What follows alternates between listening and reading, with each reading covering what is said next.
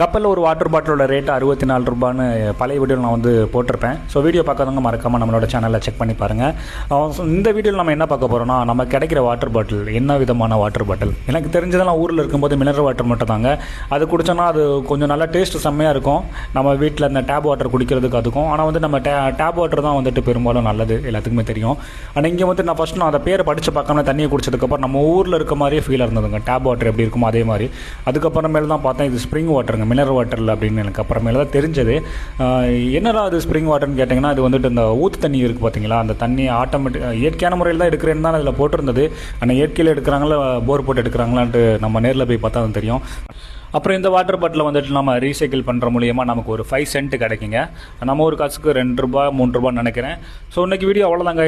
இந்த வீடியோ பிடிச்சிருந்தா மறக்காமல் லைக் பண்ணுங்கள், ஷேர் பண்ணுங்கள், நம்மளோட சேனலை சப்ஸ்கிரைப் பண்ணுங்கள்.